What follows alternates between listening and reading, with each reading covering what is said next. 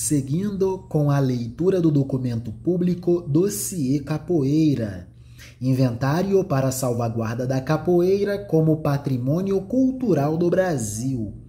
Governo do Estado Federal, Brasília, ano 2007.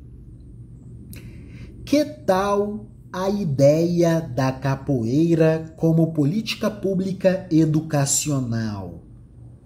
Essa conversa é muito antiga. Vejamos ou leiamos. De acordo com Carlos Eugênio Líbano Soares, as maltas da capoeiragem eram formadas por 3, 20 e até mesmo 100 indivíduos e constituíam a forma associativa de resistência mais comum entre escravos e homens livres pobres do Rio de Janeiro da segunda metade do século XIX. Embora colocados como criminosos, os capoeiras tiveram uma recuperação social promovida pela vertente nacionalista da Belle Époque, que buscava defender a capoeira como ginástica brasileira. Nesse sentido, Coelho Neto representou o ponto alto da versão que defendia a transformação da capoeira em esporte nacional. Conforme Soares, Coelho Neto não apenas realça as qualidades ginásticas da capoeira, ele também a celebra como a verdadeira educação física do Brasil, que deve ser ensinada nas escolas, quartéis, lares e em quaisquer lugares onde a instrução educacional seja importante. Soares lembra ainda que Coelho Neto apresentara junto a Luiz Murat um projeto instituindo a obrigatoriedade do ensino da capoeira em escolas e quartéis.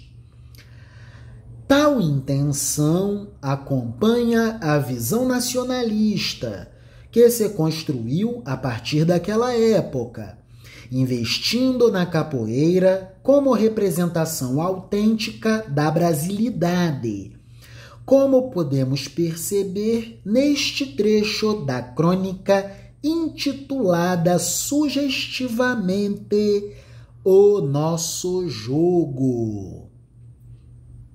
Em 1910, Germano Harlocher, Luiz Murat e quem escreveu estas linhas pensavam em mandar um projeto à Câmara dos Deputados, tornando obrigatório o ensino da capoeiragem nos institutos oficiais de educação e nos quartéis. Que tal a ideia da capoeira como política pública educacional? Eis aqui. Repetindo, em 1910, Germano Harlocher, Luiz Murat e quem escreve estas linhas pensavam em mandar um projeto de lei à Câmara dos Deputados, tornando obrigatório o ensino da capoeiragem nos institutos oficiais de educação e nos quartéis. Desistiram, contudo, da ideia, porém, porque houve quem a achasse ideia ridícula, simplesmente porque tal jogo era jogo brasileiro. Aí não pode, aí não vale. Coisa boa feita pelo Brasil, aí não pode, aí não vale.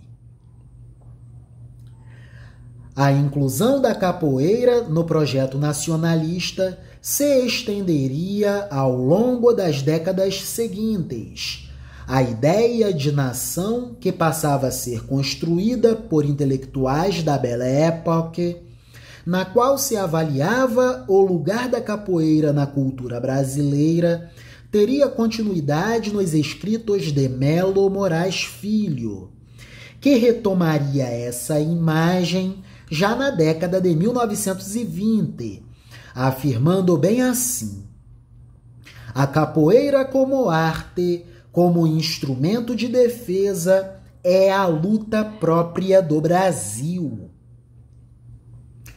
Apesar do desaparecimento da capoeira no Rio de Janeiro do final do século XIX e início do século XX, um mestre de capoeira paulista, conhecido como Sinhozinho, apelido de Agenor Moreira Sampaio, manteve uma academia em Ipanema entre os anos de 1920 e 1960.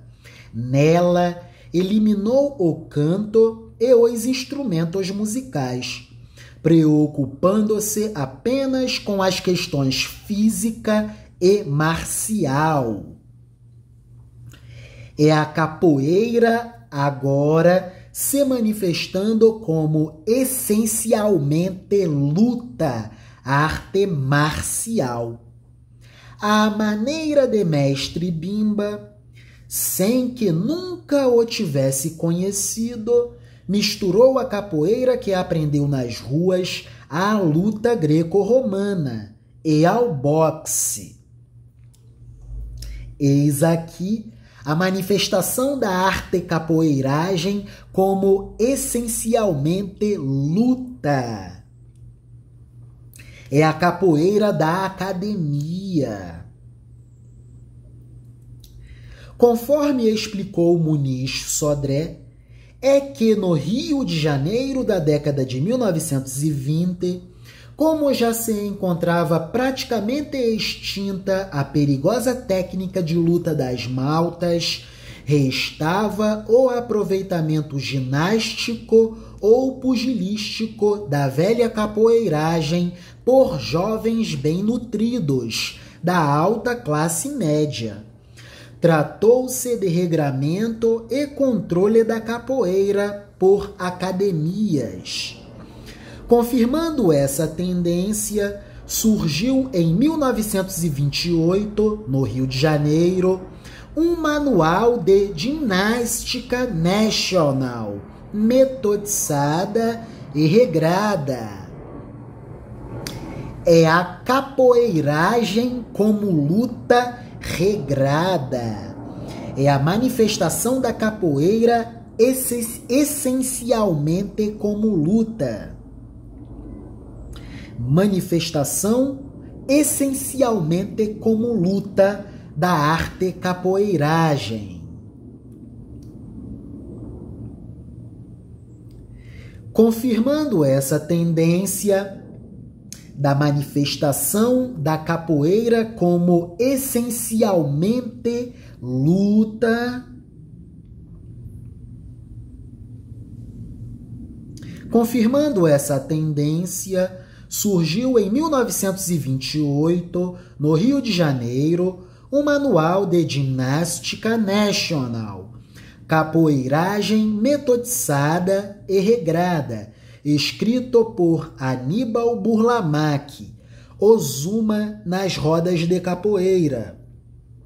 Essa nova visão da capoeira nos quadros da sociedade urbana da capital revela que, junto com a ampliação dos espaços onde a capoeira pôde ser praticada, ocorreu um processo de socialização altamente marcado pela versão mais atlética e esportiva, que, nas décadas de 1920 e 1930, autores como Coelho Neto e Melo Moraes Filho afirmavam como projeto. Eis a face da capoeira como políticas públicas educacionais e socioeducacionais. Se tais esforços fossem levados à frente E ao cabo, a capoeira teria bem mais importância, por exemplo, que o futebol aqui no Brasil.